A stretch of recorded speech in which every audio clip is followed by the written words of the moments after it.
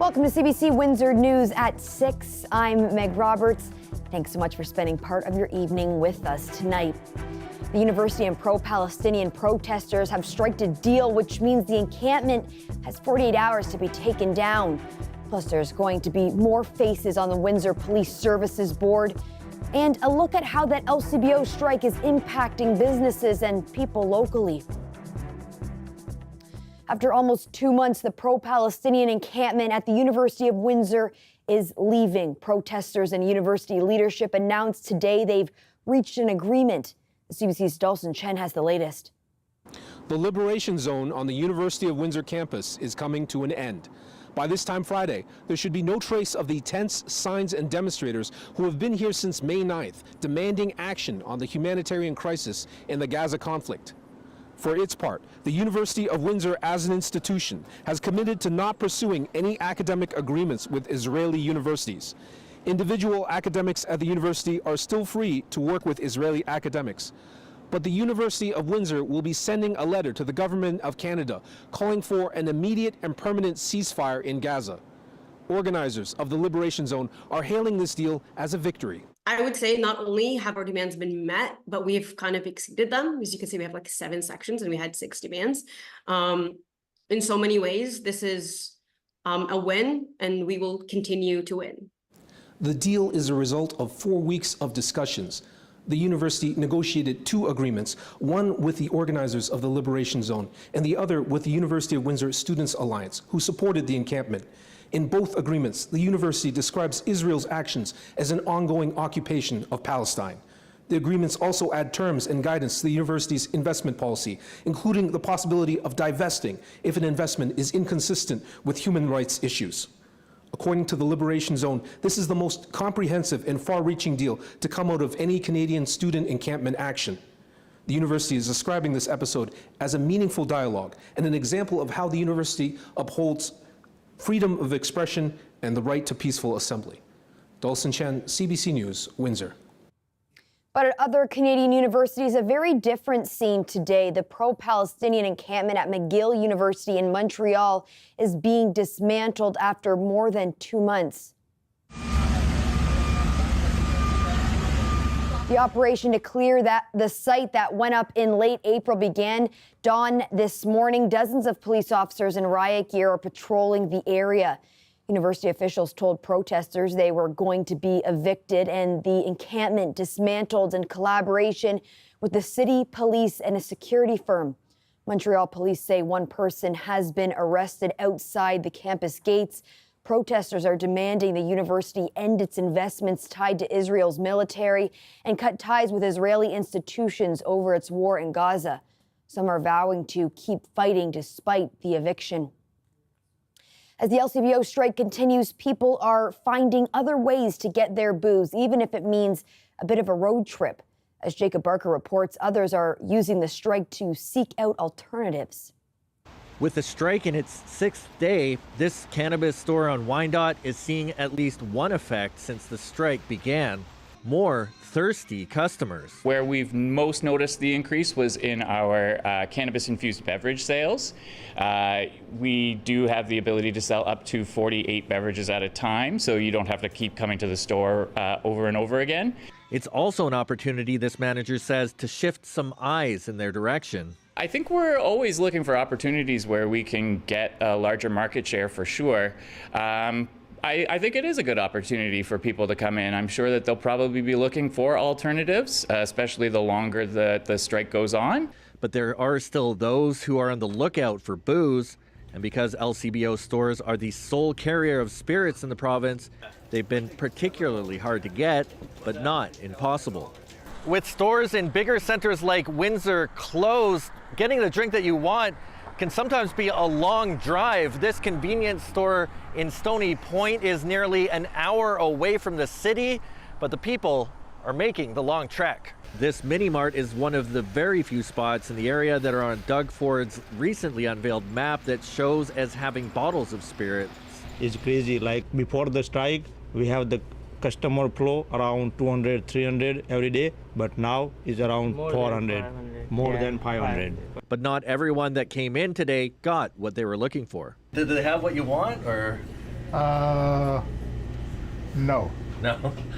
No. Okay. But then again, I take a particular Spanish brandy, so I wouldn't expect it to be here. In the end, this customer ended up getting wine. Others were finding the place as a better option than the beer store or supermarkets that sell certain types of alcohol. The one benefit about doing this is the fact that I do live in Windsor, so everywhere around me it is closed. This gives me the opportunity to go ahead and do it. Some had big orders, and there were some noticeable holes in the display. Keeping everything people want in stock, they say, is proving challenging. Before the strike, we have the more than 800 products in our system, but now it's only the 100 product. That's it. And all products so out of stock. So we try our best. The store says it will be getting more stock in next Wednesday. They hope it's enough to keep customers happy. Jacob Barker, CBC News, Windsor. LCBO workers have been on strike for nearly a week, and today we're hearing from Premier Doug Ford about the job action. As Chris Glover tells us, the Premier is urging the union to return to the table, calling their latest offer fair and reasonable. Premier Doug Ford today speaking at a brewery in Etobicoke, saying that he is very firmly in support of the LCBO. He says that his plan to modernize retail alcohol in the province of Ontario is not about killing the LCBO, but he does see it continuing to be competitive in the future. He says that it is a unique part of the retail landscape in Ontario, and even as he moves forward with plans to make alcohol more accessible in more locations, he says that it still has a massive footprint and some of the best employees. And obviously, Ford was forced to address some of these concerns after he released a video earlier this week showing other options for where people can go get alcohol right now, even though there is a strike and a closure of LCBOs right across the province. Ford said he's not trying to undermine the negotiations that are going, this labor consternation that is happening, but he did also admit today that he is going directly to workers, speaking directly to them, even some of them who are on the picket line,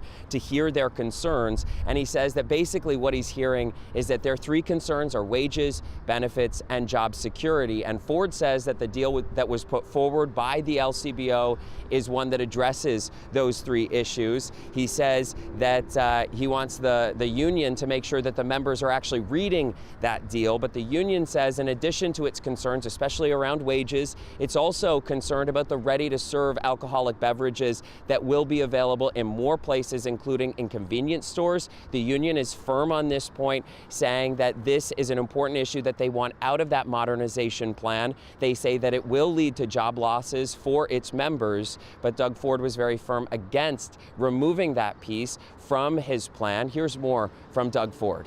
If they want to negotiate over RTD, the deal's off. I'm going to repeat that. That ship has sailed. I've told the employees that the deal is off. It represents a very small percentage of overall sales, and we're putting those into retail. We're putting them in LCBO and convenience stores. And you can't compare a cooler to a bottle of vodka or a bottle of whiskey. The sale of ready-to-serve alcoholic beverages only makes up about 9% of the overall market, and he says that he is forging ahead with it. He pointed out that next month, grocery stores will be able to serve ready-to-serve alcoholic beverages, and he called it an important milestone. Now, today there was also supposed to be an important milestone for restaurants and for bars. They were supposed to be able to have wholesalers go to 5 LCBO locations to buy directly and to buy in person, something that Restaurants Canada has said has become an increasing concern for restaurants and bars in Ontario amid this ongoing strike action and the closure of LCBOs. And we are concerned that if it is a prolonged strike, that there will be access to supply issues. And we're very concerned about that.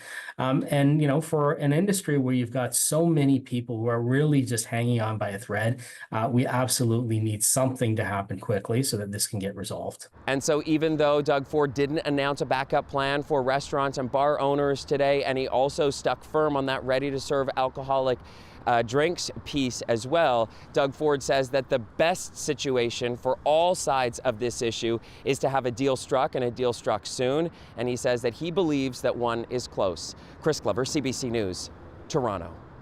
The board that oversees and sets priorities for Windsor's police service is growing. City Council wants to add 2 new members to the services board. Our reporter Chris Ensing joins me now to talk about this. Chris, why is the addition of 2 new members important? Because these are big jobs that shape how Windsor and Amherstburg are policed. The people who fill these positions, they can really decide the direction of the police service. They can question the police chief and his deputies. They can join a group that are responsible for hiring or the firing of chiefs and the deputy chiefs. But this expansion, it also highlights who gets a seat at the table and who's missing. This police board, for a 6-year run between 2017 and 2023, was entirely white. So were the police chief and the deputies. Critics have said that this makeup misses the mark, saying that Black and Indigenous communities have been both over and under policed, and that the use of force stats show police interactions with Black people is disproportionate with Windsor and Amherstburg's population. So there was an extreme focus on the makeup of the board. Now, the makeup changed last year after the municipal election. Council had the chance to add a member to the 5-person board. They chose Sophia Chisholm after passing over a number of other qualified candidates from diverse communities. After widespread criticism, the province filled the final seat with former councillor John Elliott. Now that group has been in place for about a year, Meg. Chris, who gets to appoint these 2 new positions? Yeah, it's very specific here. So the first position needs to be a sitting city councillor. And council won't say right now who that is. The second position will be appointed by the province. That's something that anyone can apply for, unless they're a judge, a police officer, or a lawyer. You can put your name forward right now. You just have to go to the provincial government's website, and they'll eventually choose somebody from a selected list of candidates for the open position. We don't exactly know when that's going to happen. And do we know why council is deciding to expand the board? Yeah, Meg, it's happening because Ontario is changing the way that the police services across the province are governed. It's part of the new Police Act. These changes allow a board to either be 5, 7, or 9 members in total. Right now, the mayor, Drew Dilkins, is the chair of the police board, and I asked him why he wants more people sitting beside him. With this new Police Act, there are more requirements on the board to do different work and different accountability mechanisms. So it requires more hands, I think, more hands around the table to make sure that we're hitting the mark, and certainly having more eyes on the function of policing, because it's so important and there's such high sensitivity in the community to the work that police do. Making sure that we have 2 more members who can help row the boat and make sure we're hitting the provincial legislative marks, I think are really important. Now, the mayor and council, they could have jumped to 9 people. If they did, they would add 4 new members to the board, and it would mean another councillor and 1 more person appointed by the province. But they stuck with 7. The mayor said that's not what council wanted to do. They wanted to do this incremental pace instead. Meg? Thanks so much for that, Chris. That's the CBC's Chris Ensing. Windsor Police have charged 5 people with murder and issued an arrest warrant for another. It's in connection to the death of 27-year-old Dalton Robert Bartnick. He was first reported missing in late May in Windsor. Investigators have concluded Bartnick was murdered on or around April 1st, although his remains still have not been recovered. Police didn't say what led them to believe he was killed. The accused in custody range in age from 24 to 38, and a first-degree murder warrant has also been issued for a 21-year-old who police are still looking for. 14 veteran of the Chatham-Kent Police Service has been charged with uttering threats and assault. Police say it stems from an off-duty incident on June 26 in Chatham. After finding out, Chatham-Kent Police asked Windsor Police to conduct an external investigation. Today, Constable Fraser Curtis was arrested and charged. Police say there were no injuries sustained in the alleged assault. Curtis has been placed on administrative duties. His next court date is August 20th. A rainfall warning continues to cover Windsor, Essex, Chatham-Kent, and Sarnia-Lambton. By the end of today, forecasters say we could see up to 60 millimeters of rain or more in some areas.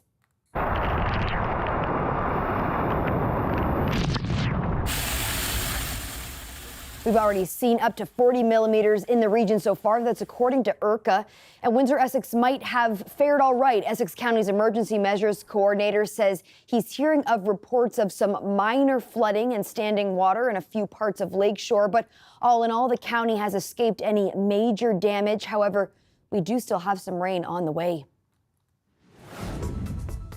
A very overcast look at downtown Windsor tonight. We'll get a full look at the weather forecast with Colette Kennedy coming up later in the show.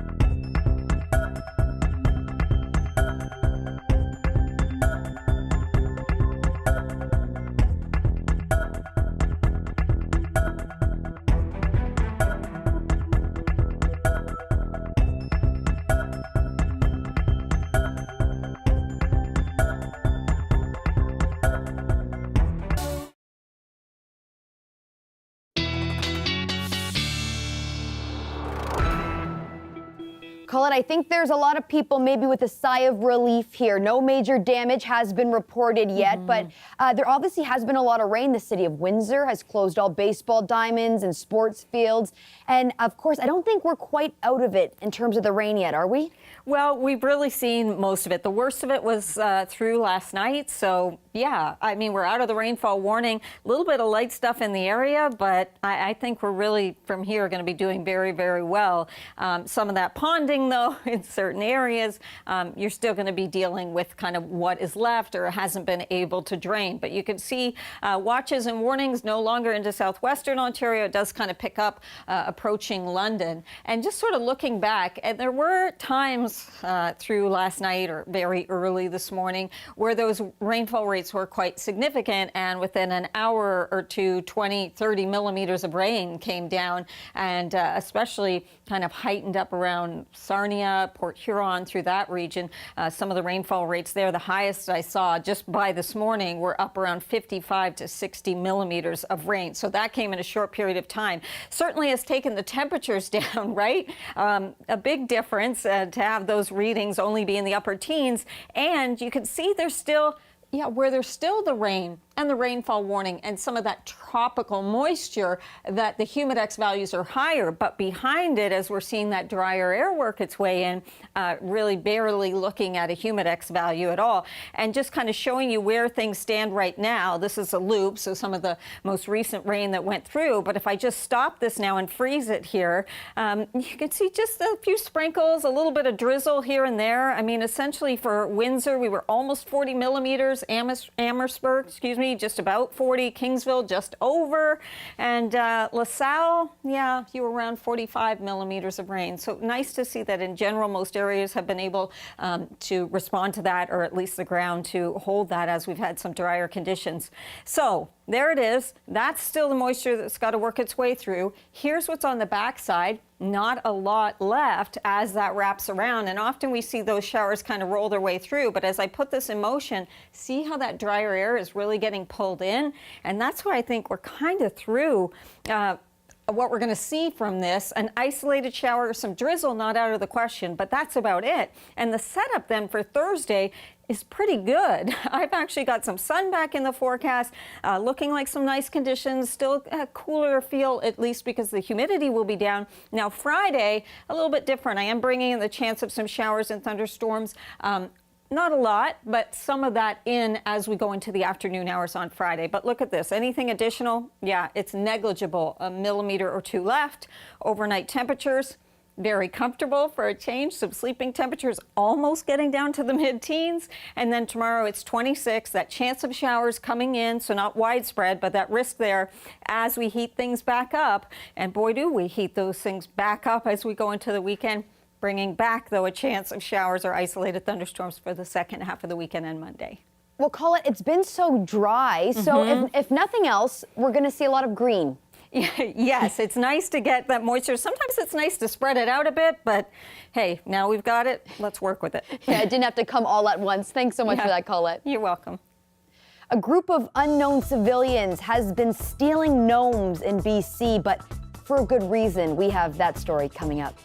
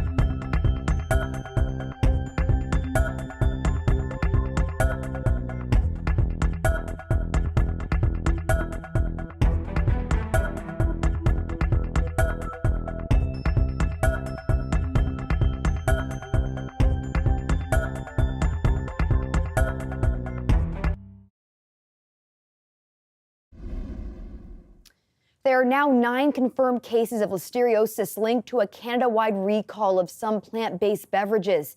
All 9 are in Ontario, and 5 of the people have been hospitalized.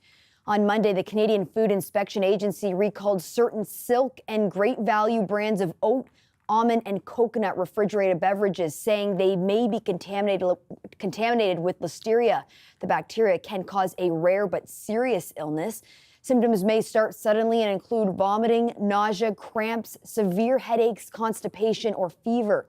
More severe illness can take as long as 70 days to appear and may lead to brain infection, meningitis, and blood infection in newborns and older adults. The 18 recalled products were made by Danone with best before dates up to and including October 4th, 2024. Foods contaminated with Listeria do not necessarily look, smell, or taste bad. Customers who have the recalled products should immediately discard them or return them to where they were purchased. Misleading information about sunscreen is all over TikTok these days, with people telling others to stop using it or they'll get cancer. Some posts have racked up close to 1 million views, but as Tashana Reed shows us, these claims contradict decades of scientific evidence about the dangers of UV radiation and the benefits of sunscreen. To stabilize it and make it illegal. It's a trending topic. Online influencers taking aim at sunscreen. Sunscreen is a scam, and here's why. I never wore sunscreen. These are actually more dangerous than you burning. Mainstream sunscreens. Making claims to hundreds of thousands of viewers, it does more harm than good. These sunscreens that are on the market today are mostly toxic, and we know that they can actually cause cancer. But get the sun, don't get the sunscreen. This dermatologist says that couldn't be further from the truth. Sunscreen is one of the #1 things that helps us prevent cancer. So the thing that causes cancer, particularly skin cancer, is the sun. Sunscreen protects skin from the sun's ultraviolet radiation. There are 2 types of products, mineral and chemical, and both work in different ways to block harmful rays from being absorbed in our skin. But you look at the whole breadth of the data that's available, and on the whole, it shows that all these chemicals are safe, which is why they're Health Canada approved. Quebec's Order of Chemists even released a statement saying the misinformation circulating online could endanger public health, adding these influencers generally don't have the scientific expertise to assess chemical safety. The people who are talking to you, who are they? What's their credential? Where did they get this information from? Is there proof? And now a counter movement, including medical experts, are debunking these myths online. There is no evidence showing that sunscreen ages you. Still, at this Toronto beach, sunscreen isn't a priority for everyone. Don't feel the need for it, especially with the chemicals that are in sunscreens. Most days I don't put any at all. What you really want to do is protect yourself against the carcinogen that's coming from the sun's rays. About 65% of melanoma cases, the deadliest form of skin cancer, are caused by UV radiation, but it is preventable, say experts. Even one blistering burn as a child or a young adult doubles your risk of melanoma. To avoid the risks, experts say use a sunscreen of SPF 30 or higher year-round, that adults apply 2 to 3 tablespoons every 2 hours, and to only take medical advice from trusted professionals. Tashana Reed, CBC News, Toronto. A BC man thought he'd never see his garden gnomes again after all but one disappeared from his yard recently, until a week later when he heard a knock on the door. A woman was there who identified herself as a member of the Gnome Restoration Society. She led him to the trunk of her car, where she revealed his collection of gnomes. And she wasn't stealing for keeps, though. She had given them all a major makeover. The woman said a group of retired people are behind the project, but they wish to remain anonymous. The owner had planned to give away the gnomes because they'd seen better days, but says they've now earned a special place in his garden. Well, that's it for CBC Windsor News. Don't forget, for news anytime, you can go to our website at cbc.ca/Windsor. You can also download the CBC News app for stories that matter most to you. And don't forget to watch The National tonight. Thanks so much for tuning in. Looking forward to seeing you back here tomorrow night.